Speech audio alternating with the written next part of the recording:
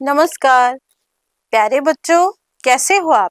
मैं शीतल शर्मा, आपकी हिंदी की अध्यापिका, आज आपके समक्ष उपस्थित हुई हूँ आपकी पाठ्य पुस्तक पुष्प भाग 3 का एक नया अध्याय लेकर, जो कि पाठ 10 है और जिसका शीर्षक है जब सिनेमा ने बोलना सीखा।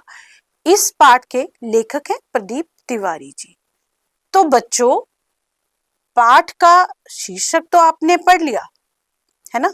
तो पहले जान लेते हैं, ये पाठ एक लेख है। अब लेख क्या होता है, तो देखिए, हिंदी जो साहित्य है, हिंदी साहित्य को बच्चों दो भागों में बांटा गया है, गद्य और पद्य। अब बच्चों, गद्य और पद्य, पद्य में आता है आपकी कविताएं, गाने, ये, और गद्य में आपके उपन्यास, आपके निबंध, एकांकी और बहुत कुछ। तो उनमें से एक लेख भी होता है। अब बच्चों, लेख क्या होता है, तो बच्चों लेख ये होता है कि किसी भी एक विषय पर गद्य में लिखा गया एक विस्तृत विचार, निबंध या आलेख। ये एक लिखित रचना है, लिखी हुई रचना है, जिसे समाचार पत्रों, पत्रिकाओं और वेबसाइटों पर पाठकों को जानकारी देने के लिए या शिक्षित करने के लिए प्रकाशित किया जाता है। समझ आया बच्चों, लेख किसे कहते हैं। तो अब हम शुरू करेंगे अपना पाठ, ठीक है। तो पाठ शुरू करने से पहले जो हमारा शीर्षक है, जब सिनेमा ने बोलना सीखा, इससे पहले आपको कुछ चित्र दिखाऊंगी। मुझे ये बताओ, फिल्में देखना किस किस को अच्छा लगता है।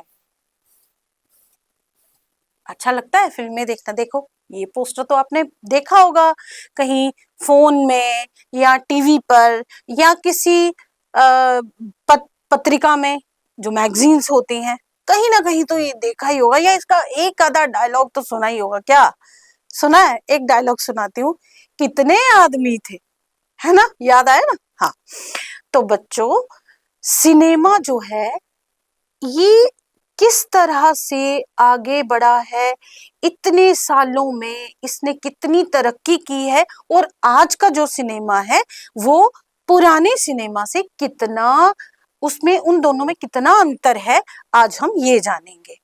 तो बच्चों, ये एक मूवी, फिल्म शोले, सुना होगा नाम इसका, है ना। इसके डायलॉग बहुत हिट हुए थे। उसके बाद ये है रंग दे बसंती, ये भी एक फिल्म है। ये कुछ कुछ फिल्में हैं जिनके चित्र मैं आपको यहाँ पर दिखा रही हूँ, ताकि आपको थोड़ा याद आ जाए। ये तो सबने देखी होगी, देखिए, बाहुबली पार्ट 1 और पार्ट 2, ये सबने देखी है। और अब आते हैं हम अपनी एक बहुत ही पुरानी मूवी, इसको मैंने भी नहीं देखा है। तो बच्चों, ये फिल्म का नाम है राजा हरिश्चंद्र। ये भारत की पहली फिल्म थी, भारत की पहली फिल्म थी, जो 3 मई 1913 को रिलीज हुई थी सिनेमा हॉल में, है ना। देखो इसका पोस्टर, ये राजा हरिश्चंद्र। अब इस फिल्म में इंटरेस्टिंग और बहुत ही अच्छी बात क्या थी, बताओ। एक बहुत ही मजेदार बात थी कि इस फिल्म में बच्चों जितने भी हमारे जो पात्र थे, हीरो, हीरोइन, विलेन, साधु बना है, कोई कुछ बना, वो सभी मेल थे, पुरुष थे। क्यों? क्योंकि उस समय महिलाएं जो थी वो सिनेमा में काम नहीं करती थी, उनका काम करना वर्जित था, ठीक है, अर्थात उनको मना था। अब आगे आती है एक, ये फिल्म है आलम आरा। अब बच्चों आलम आरा मूवी जो है ये क्या है? आलम आरा मूवी ये थी, ये पहली बोलती फिल्म थी। अर्थात जो हमने पहली मूवी अपनी देखी, फिल्म देखी राजा हरिश्चंद्र, पहले फिल्मों में बच्चों सिर्फ मूवमेंट होती थी, उनका चलना फिरना या नाचना ये सुनाई दिखाई देता था, आप सुन कुछ नहीं सकते थे, क्योंकि फिल्मों में कोई म्यूजिक के नाम पर थोड़ा बहुत म्यूजिक होता था, संगीत होता था, परंतु डायलॉग्स नहीं होते थे, संवाद बोलते नहीं थे, उनको हम बोलते नहीं सुन सकते थे। पहली बोलती हुई मूवी जो थी जिसमें डायलॉग्स थे, म्यूजिक था, वो कौन सी थी? आलम आरा। और बच्चों ये मूवी जो थी ये 1931 में आई थी। आगे अब आता है हमारा पाठ, जिसमें हम इसी के बारे में पढ़ेंगे और कुछ बहुत सी इंटरेस्टिंग चीजें जो हैं, जो ज्ञानवर्धक बातें जो हैं, वो हम इस पाठ से सीखेंगे। तो चलो बच्चों शुरू करते हैं। जब सिनेमा ने बोलना सीखा, ये पाठ पढ़कर आप इस चीज का अंतर लगा पाओगे कि आजकल की जो फिल्में हैं वो कितनी हाईटेक हैं, कितनी हाईटेक फिल्में हैं, उनमें पिक्चर जो होती है वो साफ दिखती है, इवन के आप जो हमारे सामने जो एक्टर है स्क्रीन पे चल रहा है उसकी स्किन में, त्वचा में जो छिद्र होते हैं वो भी दिखाई देते हैं। इतना क्लियर स्क्रीन, इतने सुंदर कलर्स, म्यूजिक इतना अच्छा, स्टंट्स और आपकी एनिमेशन जो कार्टून टाइप के, वो सब आप आज देख सकते हो। आप उस समय में आजकल की चीजों को सोच भी नहीं सकते थे।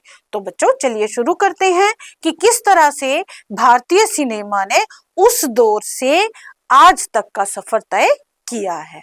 चलिए बच्चों, वह सभी सजीव है, सांस ले रहे हैं, 100% बोल रहे हैं, 78 मुर्दा इंसान जिंदा हो गए, उनको बोलते बातें करते देखो। देश की पहली सवाक फिल्म आलम आरा के पोस्टरों पर विज्ञापन की ये पंक्तियां लिखी हुई थी। तो बच्चों विज्ञापन क्या होता है? विज्ञापन होता है जिसको एडवर्टीजमेंट बोलते हैं, मशहूरी बोलते हैं। समझ आया? ठीक है, ये विज्ञापन। अब ये जो वाक्य आपने अभी मेरे को बोलते सुना है, ये क्या था? भारत की पहली बोलती फिल्म जो थी उसके ऊपर लिखा गया डायलॉग था। पहले बच्चों कोई सोशल मीडिया नहीं था, फिल्मों का जो उनका प्रमोशन करना होता था, प्रमोशन अर्थात लोगों को कैसे पता चले कि ये वाली फिल्म आई है, तो लोग क्या करते थे, एक तांगा ले लिया या कोई मोटर कार ले ली, उसमें बैठे और माइक से बोलते बोलते सारे लोगों को बताते जा रहे थे कि पहली फिल्म है जिसमें आप पात्रों को बोलते सुनोगे। विज्ञापन अर्थात उसकी एडवर्टीजमेंट के पोस्टर्स। 14 मार्च 1931 की एक ऐतिहासिक तारीख भारतीय सिनेमा में बड़े बदलाव का दिन था। इसी दिन पहली बार भारत के सिनेमा ने बोलना सीखा। हालांकि वह दौर ऐसा था जब मूक सिनेमा, बच्चों मूक सिनेमा अर्थात साइलेंट मूवीज जिनमें कोई डायलॉग नहीं था, लोकप्रियता के शिखर पर था। आप इमेजिन कर सकते हो कि आज की डेट में आपको कोई मतलब कोई ऐसी मूवी दिखाए जिसमें आवाज ही नहीं है, तो हमें उसमें कोई इंटरेस्ट ही नहीं पैदा होगा, है ना? तो उस समय क्योंकि मनोरंजन के साधन बहुत कम थे, लेकिन जब फिल्मों ने भारत में जब फिल्में बनना शुरू हुई तो लोगों का इंटरेस्ट जो था वो इस तरफ गया। ठीक है, पहले उन्होंने मूक फिल्मों में ही अपना इंटरेस्ट शो किया, लेकिन जब जैसे ही फिल्मों में डायलॉग्स आए, उनमें आवाज आई, तो वो फिल्में और ज्यादा प्रचलित हो गई। पहली बोलती फिल्म जिस साल प्रदर्शित हुई उसी साल कई मूक फिल्में भी विभिन्न भाषाओं में बनी, मगर बोलती फिल्मों का नया दौर शुरू हो गया। अब सबको जब डायलॉग वाली फिल्में देखने को मिल रही थी तो कोई बिना डायलॉग वाली मूवी देखना पसंद क्यों करता? पहली बोलती फिल्म आलम आरा बनाने वाले फिल्मकार थे। बच्चों ये जो चीजें हैं जिनको मैं अभी रेखांकित करूंगी, ये बहुत इंपॉर्टेंट है आपके चैप्टर के हिसाब से। तो पहली बोलती फिल्म आलम आरा जो थी उसको, उसके फिल्मकार कौन थे? अर्देशीर एम ईरानी। उनका नाम क्या था? अर्देशीर एम ईरानी। ये मैं इसीलिए रेखांकित कर रही हूं क्योंकि आगे पाठ में जो क्वेश्चंस होंगे, प्रश्न होंगे, उनमें ये भी एक प्रश्न आएगा। अर्देशीर ने 1929 में हॉलीवुड की एक बोलती फिल्म शो बोट देखी। अब बच्चों हॉलीवुड क्या है आप जानते हो, आजकल सोशल मीडिया का जमाना है, सभी को पता है। मुंबई में जो मूवीज बनती थी उसको बॉलीवुड, हिंदी में जो मूवीज बनती थी भारत में उसको बॉलीवुड कहा जाता था, और अंग्रेजी में जो मूवीज बनती थी उनको हॉलीवुड मूवीज कहा जाता, अर्थात अंग्रेजी फिल्में। तो अब अर्देशीर जी तो जो थे, इनको ये फिल्म बनाने का आइडिया, ये तरकीब इनको कहां से सूझी? तो इन्होंने एक हॉलीवुड की अंग्रेजी फिल्म देखी थी, show boat. Show boat movie इन्होंने देखी, फिर इनको आइडिया आया कि मैं भी इस तरह की कोई हिंदी मूवी बनाता हूं जिसमें डायलॉग्स हों। पहली बोलती फिल्म आलम आरा बनाने वाले फिल्मकार थे अर्देशीर एम ईरानी। अर्देशीर ने 1929 में हॉलीवुड की एक बोलती फिल्म शो बोट देखी और उनके मन में बोलती फिल्म बनाने की इच्छा जागी। पारसी रंगमंच के एक लोकप्रिय नाटक को आधार बनाकर उन्होंने अपनी फिल्म की पटकथा बनाई, अर्थात मेन जो स्टोरी थी उन्होंने पारसी रंगमंच का कोई एक लोकप्रिय नाटक होगा उसकी कहानी को इन्होंने लिया और फिल्म बनाना शुरू किया। इस नाटक के कई गाने ज्यों के त्यों फिल्म में ले लिए गए। एक इंटरव्यू में अर्देशीर ने उस वक्त कहा था, हमारे पास कोई संवाद लेखक नहीं था, गीतकार नहीं था, संगीतकार नहीं था, इन सब की शुरुआत होनी थी। अर्देशीर ने फिल्म के गानों के लिए स्वयं की धुनें चुनी, अर्थात उन्होंने म्यूजिक खुद ही दिया।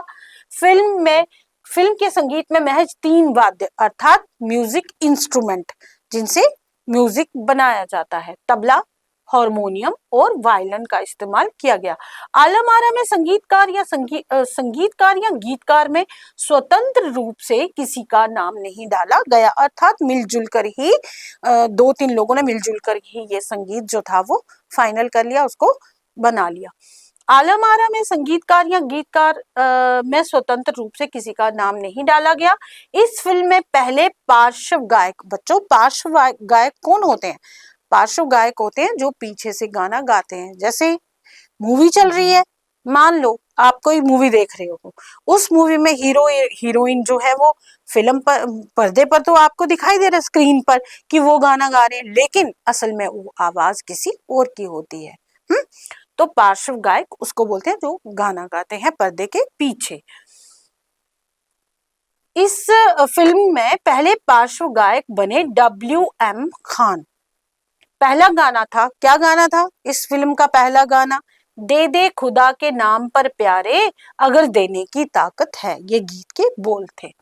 आलम आरा का संगीत उस समय डिस्क फॉर्म में रिकॉर्ड नहीं किया जा सका, जैसे आजकल तो सभी लोग मोबाइल पे या उस मोबाइल में या पेन ड्राइव में डाल देते हैं गाने और उसी पे सुनते हैं। बहुत सारे ऐप्स हैं जिन पे आप गाने डाउनलोड करके सुन सकते हो, लेकिन पहले क्या होता था, एक बड़ी सी डिस्क होती थी, उसमें गानों को रिकॉर्ड किया जाता था। लेकिन इस फिल्म के जो गाने थे वो डिस्क में रिकॉर्ड नहीं किए गए। फिल्म की शूटिंग शुरू हुई तो साउंड के कारण ही इसकी शूटिंग रात में करनी पड़ती थी। अब आवाज थी तो इसकी शूटिंग जो थी वो रात में ही करनी पड़ती थी। मूक युग की अधिकतर फिल्मों को दिन के प्रकाश में शूट किया जाता था। मूक अर्थात जो जिनमें डायलॉग नहीं थे, आवाज नहीं थी, साउंड नहीं थी, उन फिल्मों को अधिकतर ये लोग दिन में ही शूट करते थे, उनका फिल्मांकन दिन में ही करते थे। लेकिन जो ये पहली मूवी थी बोलने वाली, तो इसका जो फिल्मांकन था अर्थात शूटिंग जो थी वो रात को की गई। मगर आलम आरा की शूटिंग रात में होने के कारण इसमें कृत्रिम प्रकाश व्यवस्था करनी पड़ी। अब बच्चों कृत्रिम प्रकाश क्या होता है? Artificial lights. आर्टिफिशियल लाइट्स अर्थात जब सूरज की रोशनी नहीं है तो ये क्या चमक रही है हमारे ऊपर, है ना, इस तरह की लाइट्स। यहीं से प्रकाश प्रणाली बनी जो आगे फिल्म निर्माण का जरूरी हिस्सा बनी। अब क्या था, रात को शूटिंग हो रही है, लाइट चाहिए, तो आर्टिफिशियल लाइट्स से उन्होंने रोशनी करके फिल्म की शूटिंग की। आगे जाकर ये जो थी वो एक नई प्रथा बन गई कि कृत्रिम लाइट से, आर्टिफिशियल लाइट से फिल्म की शूटिंग रात में की जा सकती है। आलम आरा ने भविष्य में कई स्टार और तकनीशियन तो दिए ही, अर्देशीर की कंपनी तक ने भारतीय सिनेमा के लिए 150 से अधिक मूक और लगभग 100 सवाक फिल्में बनाई। Alam Ara film Arabian nights जैसी फैंटेसी। अब बच्चों, अरेबियन नाइट्स क्या है? आपने अलादीन और जिन्न वाली स्टोरी सुनी है, देखी होगी, कार्टून देखा होगा। अरे अलादीन के पास चिराग है, उसके पास जिन निकलता है, तो उसका कार्टून देखा है ना। तो फैंटेसी क्या होती है बच्चों? कल्पना। फैंटेसी क्या होती है? कल्पना, जो असल में नहीं है लेकिन हम उसको सोच रहे हैं। तो आलम आरा की जो कहानी थी वो लगभग काल्पनिक ही थी। फिल्म ने हिंदी उर्दू के मेल वाली हिंदुस्तानी भाषा को लोकप्रिय बनाया। इसमें गीत, संगीत तथा नृत्य के अनोखे संयोजन थे। फिल्म की नायिका जुबेदा थी। फिल्म की हीरोइन कौन थी? जुबेदा। नायक थे विट्ठल। ये याद रखना, हीरोइन का नाम था जुबेदा और हीरो का नाम था विट्ठल। वह उस दौर के सर्वाधिक पारिश्रमिक पाने वाले स्टार थे। अब पारिश्रमिक क्या होता है? जो उनको फीस मिलती थी। ये दोनों जो थे उस समय के सबसे ज्यादा फीस पाने वाले जो थे हीरो हीरोइन थे। उनके चयन को लेकर भी एक किस्सा काफी चर्चित है, अर्थात मशहूर है। विट्ठल को उर्दू बोलने में मुश्किलें आती थी। पहले उनका बतौर नायक चयन किया गया, मगर इसी कमी के कारण उन्हें हटाकर उनकी जगह महबूब को नायक बना दिया गया। विट्ठल नाराज हो गए और अपना हक पाने के लिए उन्होंने मुकदमा कर दिया। अब देखो, पहले विट्ठल को एज अ हीरो इन्होंने चुना, लेकिन उसको उर्दू नहीं आती थी, तो इन्होंने उसको हटाकर महबूब को अपना हीरो बना लिया। उस दौर में उनका मुकदमा मोहम्मद अली जिन्ना ने लड़ा, जो तब के मशहूर वकील हुआ करते थे। अब बच्चों, मोहम्मद अली जिन्ना जो उस समय के बहुत मशहूर वकील थे, आप जानते हो उनका नाम सुना है कभी? बच्चों, वो पाकिस्तान के पहले कायदे आजम थे।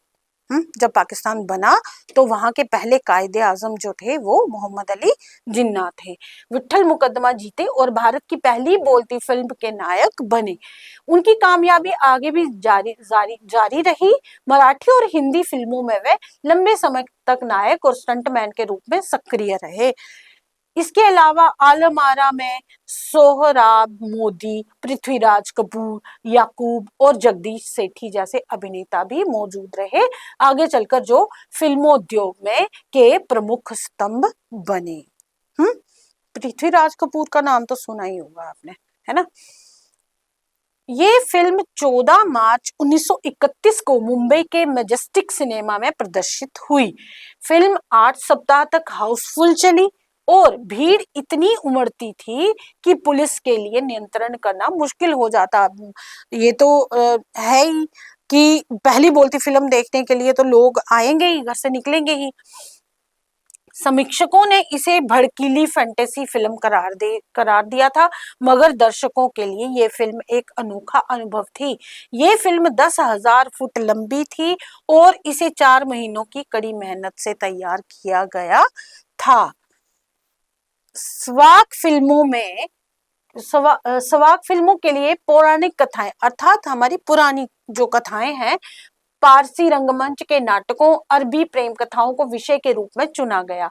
इनके अलावा कई सामाजिक विषयों वाली फिल्में भी बनी। ऐसी ही एक फिल्म थी खुदा की शान, इसमें एक किरदार महात्मा गांधी जैसा था। इसके कारण स्वाक फिल्म सिनेमा को ब्रिटिश प्रशासकों की तीखी नजर का सामना करना पड़ा। स्वाक सिनेमा के नए दौर की शुरुआत कराने वाले निर्माता निर्देशक अर्देशीर इतने विनम्र थे कि जब 1956 में आलम आरा के प्रदर्शन के 25 वर्ष पूरे होने पर उन्हें सम्मानित किया गया और उन्हें भारतीय स्वाक फिल्मों का पिता कहा गया, तो उन्होंने इस मौके पर कहा था, मुझे इतना बड़ा खिताब देने की जरूरत नहीं है, मैंने तो देश के लिए अपने हिस्से का जरूरी योगदान दिया है। जब पहली बार सिनेमा ने बोलना सीख लिया, सिनेमा में काम करने के लिए पढ़े लिखे अभिनेता अभिनेत्रियों की जरूरत भी शुरू हुई, क्योंकि अब संवाद भी बोलने थे, सिर्फ अभिनय से काम नहीं चलने वाला था। मूक फिल्मों के दौर में तो पहलवान जैसे शरीर वाले, स्टंट करने वाले और उछल कूद करने वाले अभिनेताओं से काम चल जाया करता था।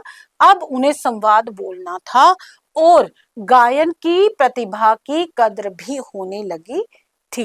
इसीलिए आलम आरा के बाद आरंभिक स्वाक दौर की फिल्मों में कई गायक अभिनेता बड़े पर्दे पर नजर आने लगे। हिंदी उर्दू भाषाओं का महत्व बढ़ा। सिनेमा में देह और तकनीक की भाषा की जगह जन प्रचलित बोलचाल की भाषाओं का दाखिला हुआ। सिनेमा ज्यादा देसी हुआ। एक तरह की नई आजादी थी जिससे आगे चलकर हमारे दैनिक और सार्वजनिक जीवन का प्रतिबिंब फिल्मों में बेहतर होकर उभरने लगा। अब बच्चों, समय के साथ साथ जैसे भारतीय सिनेमा जो था वो मूक फिल्मों से सवाक फिल्मों की तरफ बढ़ा, म्यूजिक जो था, संगीत जो था, उसमें भी कई सारी चेंजेस, कई सारे परिवर्तन आए। एक से बढ़कर एक गायक जो थे वो सामने आए, संगीतकार सामने आए, अर्थात जिनमें प्रतिभा थी वो लोग आगे आए। तो एक दौर के साथ, समय के साथ साथ इन चीजों में और निखार आने लगा था। अभिनेता अभिनेत्रियों की लोकप्रियता का असर उस दौर के दर्शकों पर भी खूब पड़ा। माधुरी नाम की फिल्म में नायिका सुलोचना की हेयर स्टाइल उस दौर में औरतों में लोकप्रिय थी। ये तो अभी भी चलता है। अब जैसे नए हीरोज जो हैं वो जैसा हेयर स्टाइल रखेंगे, जैसे कपड़े पहनेंगे, जैसे शूज पहनेंगे, वो जैसे चलेंगे, तो उसको आज भी हमारा युवा वर्ग जो है वो कॉपी करता है ना। औरतें अपनी केश सज्जा अर्थात अपने बालों का स्टाइल उसी तरह कर रही थी। अर्देशिर ईरानी की फिल्मों में भारतीय के अलावा ईरानी कलाकारों ने भी अभिनय किया था। ईरानी अर्थात ईरान से आए हुए कलाकार। स्वयं आलम आरा भारत के अलावा श्रीलंका, बर्मा और पश्चिम एशिया में पसंद की गई। भारतीय सिनेमा के जनक फाल्के को, अब बच्चों, भारतीय सिनेमा के जनक किसको कहा जाता है? फाल्के को।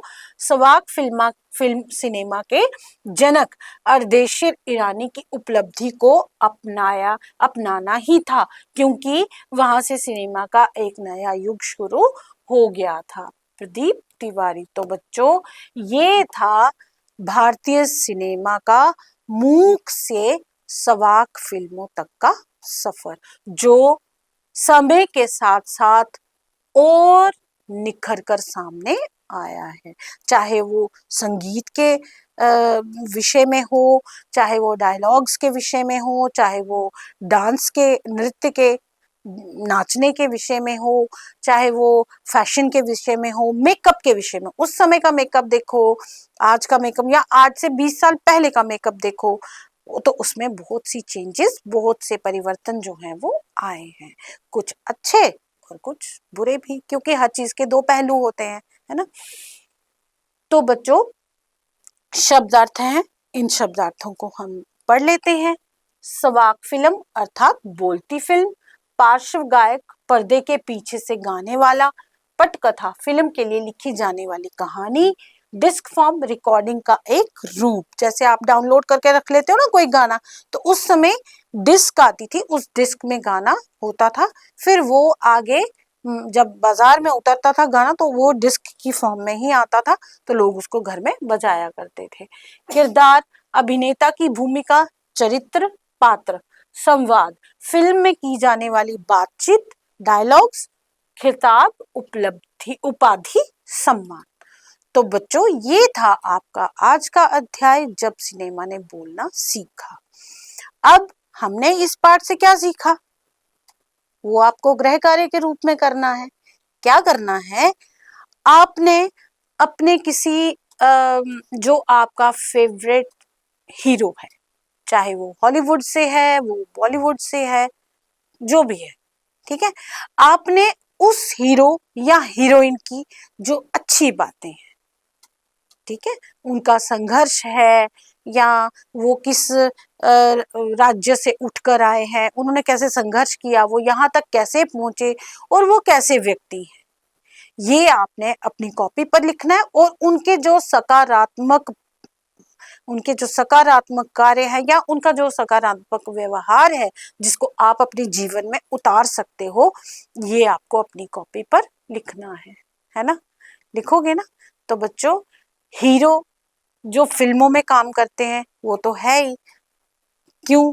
क्योंकि ये भी आसान नहीं है बच्चों, इसमें भी बहुत मेहनत लगती है, इनको घंटों काम करना पड़ता है, कड़ी धूप में काम करना पड़ता है, कई सारी नई चीजें इनको सीखनी पड़ती हैं, इनको डांस सीखना पड़ता है, इनको एक्शन सीखना पड़ता है, लड़ने के लिए डिशुम डिशुम करते हैं ना, है ना। कोई भी काम बच्चों आसान नहीं है। तो ये आपका गृह कार्य है कि आपने, मैं ये नहीं कह रही हूँ कि वो हीरो सिर्फ फिल्म में ही काम करने वाला हो, नहीं, वो हीरो किसी भी क्षेत्र से हो सकता है, आर्मी के क्षेत्र से हो सकता है, आप कोई मेडिकल के क्षेत्र से हो सकता है, जिसको आप फॉलो करते हो, जिसकी बातें आपको अच्छी लगती है, उनकी बातों को आप अपने जीवन में उतारते हो। या कोई शिक्षा के क्षेत्र से हो सकता है, कोई आपका नेता हो सकता है, किसी भी क्षेत्र से हो सकता है, सिर्फ फिल्मों की बात नहीं कर रही मैं, ठीक है। हीरो कौन होता है? जो जीवन में अच्छा कार्य करे, दूसरों का भला करे और सबके साथ मिलजुल कर रहे, ठीक है। वो कोई भी हो सकता है, आपके पापा हो सकते हैं, आपका कोई फ्रेंड हो सकता है, कोई आपके क्षेत्र का नेता हो सकता है, कोई भी हो सकता है। उनके बारे में आपने कोई 10 पंक्तियां जो है अपनी कॉपी पर लिखनी है और ये भी लिखना है कि ये आपको क्यों अच्छे लगते हैं, आप इनको क्यों फॉलो करते हो, ठीक है। तो मैं शीतल शर्मा अब लेती हूँ बच्चों आपसे आज्ञा, मिलते हैं अगली वीडियो में, तब तक के लिए नमस्कार।